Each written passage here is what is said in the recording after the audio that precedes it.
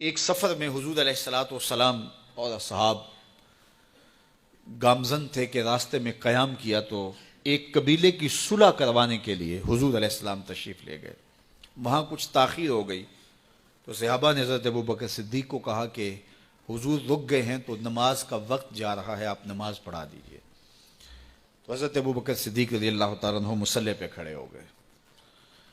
اب نماز شروع ہوگی، ادھر سے حضور بھی فارغ ہو گئے تو آقا کریم تشریف لائے. تو آقا کریم علیہ السلام جو ہی تشریف لائے تو صحابہ کی صفیں بندی ہوئی تھیں. حضور کو دیکھا، انہوں نے راستہ چھوڑ دیا. پیچھے سے لے کر کے مصلی تک صحابہ نے حالت نماز کے اندر حضور کے لیے راہ کشادہ کر دی.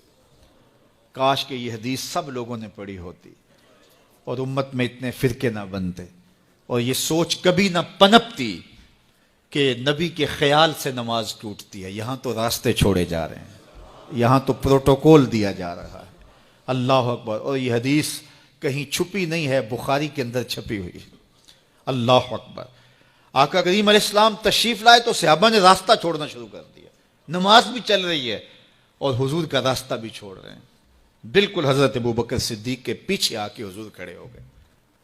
وابو بکر لا یلتفت یمینا ولا یسارا. جب آپ نماز پڑھتے تھے تو نہ دائیں دیکھتے نہ بائیں دیکھتے، پوری توجہ انہماک ہوتا. وہ اپنی کیفیات کے جہان میں ڈوبے تھے اور حضور آ کے پیچھے کھڑے ہو گئے. صحابہ نے اپنے ہاتھوں کی پشت پہ ہاتھ مارنے شروع کر دیے. مکعن و تس دیا قرآن نے. تالی لگانا، سیٹی مارنا یہ شیطانی اعمال ہیں، لیکن ہاتھ کی پشت پہ ہاتھ مار کے متنبع کرنا یہ مختلف مواقع کے اوپر یہ جائز ہے.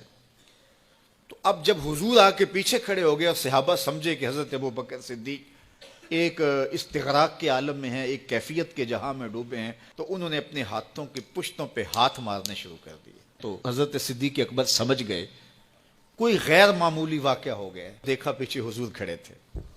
اللہ اکبر. تو حضرت صدیق اکبر مصلی سے سرک کے پیچھے آنے لگے تو آقا کریم نے اشارہ کیا رکو، نماز پڑھاؤ. سیدنا صدیق اکبر اس کے باوجود پیچھے آ گئے. کبھی ہوتا ہے حکم اور کبھی ادب آگے ہوتا ہے. اللہ اکبر. حضرت سیدنا علی المرتضیٰ رضی اللہ تعالی عنہ کو کہا نا حضور نے صلح حدیبیہ کے موقع پہ صلح نامہ لکھوایا جا چکا تو لکھا یہ محمد رسول اللہ اور قریش کی جانب سے ہے. تو عروہ نے کہا اگر محمد رسول اللہ مان لیں ہم تو پھر لڑائی کس چیز کی ہے؟ تو اس لیے محمد رسول اللہ نہیں، محمد بن عبداللہ لکھا جائے. تو وہ اس بات پہ بضد ہو گئے اور اگر ایسا نہیں ہوتا تو معاہدہ ٹوٹ رہا تھا. تو حضور نے حضرت علی المرتضیٰ سے کہا کہ چلو رسول اللہ کا لفظ مٹا دو. عرض کی میں تو نہیں مٹاؤں گا، میں تو نہیں مٹاؤں گا، یہ نام میں تو نہیں مٹا سکتا. پھر حضور نے خود مٹایا. اب یہاں حضور نے کہا ابو بکر رکو، لیکن حضرت ابو بکر نہیں رکے، پیچھے آ گئے. اور پھر حضور خیر مصلی پہ گئے، نماز ہوئی، سلام پھرا. تو حضرت ابو بکر صدیق رضی اللہ تعالیٰ عنہ کو حضور نے کہا ابو بکر جب میں نے کہا تھا تم رکے رہو تو تم کیوں پیچھے آئے؟ تو سنو حضرت ابو بکر نے کیا جواب دیا رضی اللہ تعالیٰ عنہ. کروڑوں سلام، لاکھوں عقیدتوں اور نیاز مندیوں کے خراج ان کی چوکھٹ پہ. عرض کرنے لگے ما کان لابن ابی قحافہ ان یؤم رسول اللہ صلی اللہ علیہ وسلم. حضور ابو قحافہ کے بیٹے کی جرت کب ہوئی کہ رسول اللہ کے آگے کھڑا ہو کے نماز پڑھائے؟ یہ ابو قحافہ کے بیٹے کی ہمت کب ہوئی کہ رسول اللہ کے سامنے کھڑا ہو کے نماز پڑھائے؟ تو ادب پہلا کرینہ ہے محبت کے کرینوں میں.